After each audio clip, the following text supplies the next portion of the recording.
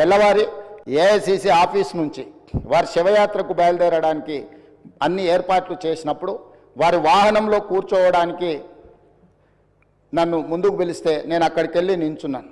పక్కన ఒక మహిళ నించొని మీరు ఎవరు అని అడిగింది. నేను వారిని ఎవరో సహజంగా అక్కడికి వచ్చిన వారికి నివాళులు అర్పించడానికి వచ్చిన వాళ్ళు ఎవరో అనుకొని చాలా క్యాజువల్గా మాట్లాడాను అధ్యక్ష. కాసేపు అయినాక మాట్లాడితే వారు మన్మోహన్ సింగ్ గారి రెండవ కుమార్తె. అంటే ఎంత సింపుల్గా ఎంత నిరాడంబరంగా వారి రెండవ కుమార్తె అక్కడ నించోవడం అనేది ఆ కుటుంబం యొక్క నిరాడంబరత. అంటే ఒక ప్రధానమంత్రిగా 10 సంవత్సరాలు, ఆర్బీఐ గవర్నర్గా, ఆర్థిక మంత్రిగా వివిధ హోదాలలో ఈ దేశానికి సేవలు అందించిన మన్మోహన్ సింగ్ గారి కుటుంబము అంత నిరాడంబరత ప్రదర్శించి అంత సామాన్యులు అక్కడికి వచ్చిన వారి అభిమానులు వారి శ్రేయోభిలాషుల మధ్యలో నించొని వారి నివాళులు అర్పించే కార్యక్రమంలో పాల్గొన్నారంటే వారు ఒక గొప్ప విలువలతో వాళ్ళ పిల్లలని వాళ్ళ కుటుంబాన్ని ముందుకు నడిపించిండు.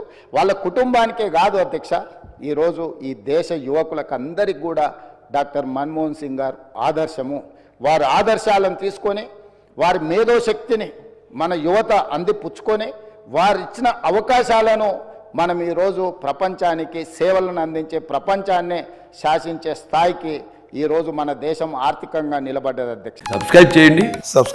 Please do subscribe to. Please like, share and subscribe to top Telugu TV. Top Telugu TV. Top Telugu TV.